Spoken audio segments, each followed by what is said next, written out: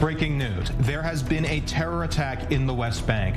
There are 3 Israelis wounded, a father and his 2 daughters. The father was shot and is in serious condition. The daughters were wounded by shrapnel and are in light condition. The IDF has launched a manhunt to catch the gunman who has fled from the scene. Israel's prime minister is in the hospital officially after a dehydration episode, but there are media reports of chest pain and they have caused some serious speculation. And there is a searing heat wave that's slammed the Mediterranean, being felt even as far away as East Europe and the United States. Health warnings in effect as local temperatures are projected to reach as high as 115 degrees Fahrenheit in some locations.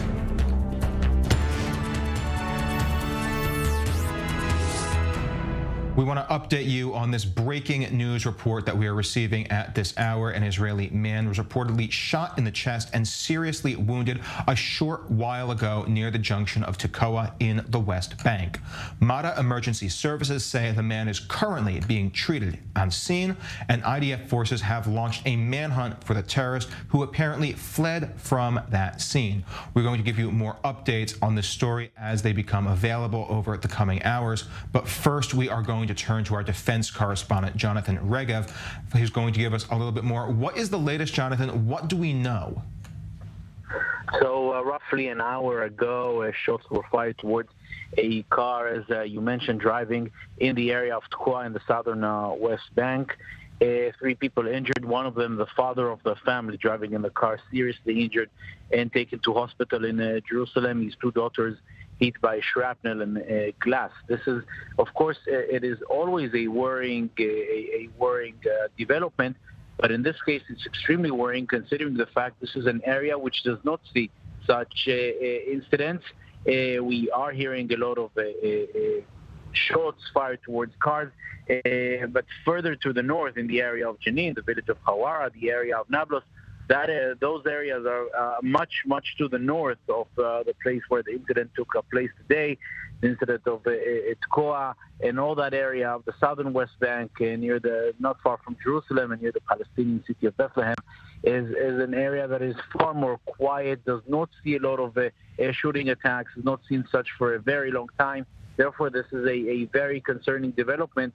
The fact that we're seeing the violence from the northern West Bank also speeding into the south, that by itself is worrying. And of course, any shooting attempt is of course very concerning. And as we mentioned, 3 people injured. At this time, the manhunt is underway for the terrorists which carried out this attack. And you just mentioned that the violence from the north of the West Bank now spreading across it. What are the ramifications of that? What does that mean about who's in charge over there? One of the reasons that we're seeing far less violence in the southern West Bank as opposed to the northern West Bank, as opposed to Jenin and Nablus, is the very strong grip of the Palestinian Authority. This is what Israel wants to see further in the north as well. Wherever the Palestinian Authority is strong, wherever it is able to enforce the law, we see much less violence and a much weaker need for the Israeli army to intervene.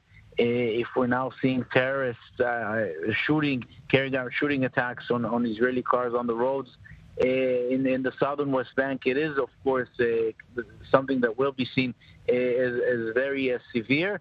Of course, we have to wait and see if this is an isolated event or part of a violent wave which may start in this area of the West Bank as well. As mentioned, this is an area that was, let's call it, relatively quiet, certainly when comparing with what is happening about 100 kilometers to the north in the area of Jenin.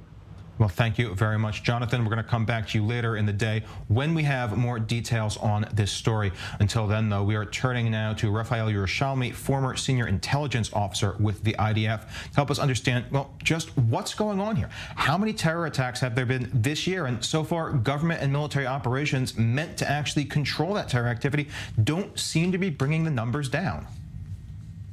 Well, the terrorists seem to have found a way of operating that is quite easy, practical, and successful.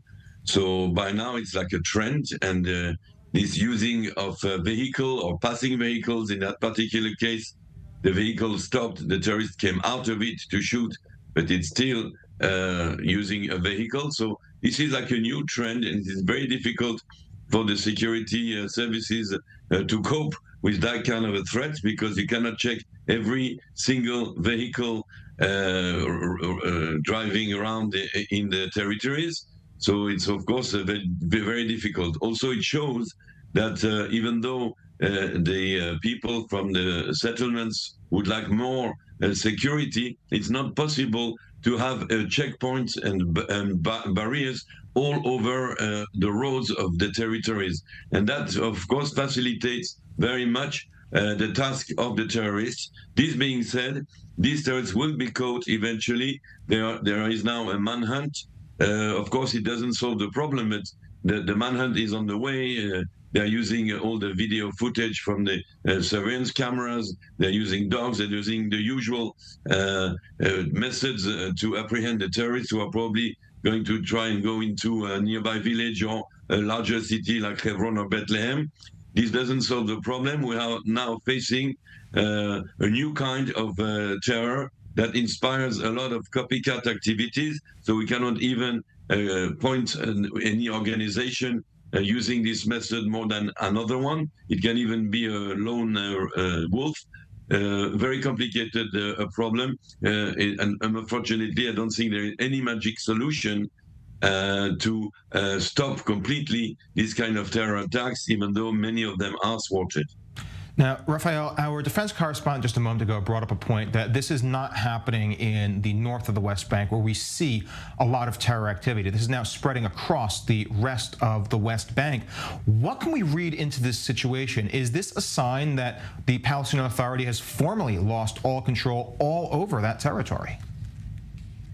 No, not really, because as I said, even though the Palestinian Authority has lost a lot of control, you see that even the Shin Bet and the IDF are in a spot there.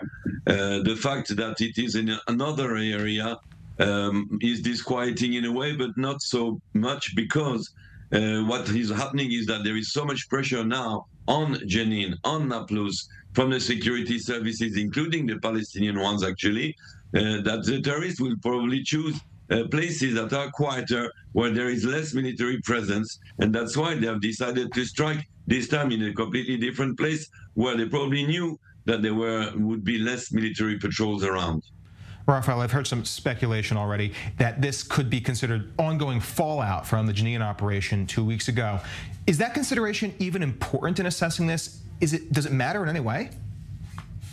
Well, we have to go and keep doing our job, meaning the operation in Jenin was not a one-time. It's part of a strategy. Hopefully, this operation will lead to many other operations. It was preparing the ground for a cleanup in Jenin, and to make the entrance of our troops easier into the Jenin refugee camp to apprehend terrorists. This should be repeated in Nablus, in other areas. It seems that Hebron might wake up, because Hebron is also a Hamas stronghold. So there's a lot of work to do, and it will have to be a painstaking job, Jenin being only the very, very first step towards it. But you have to maintain the effort.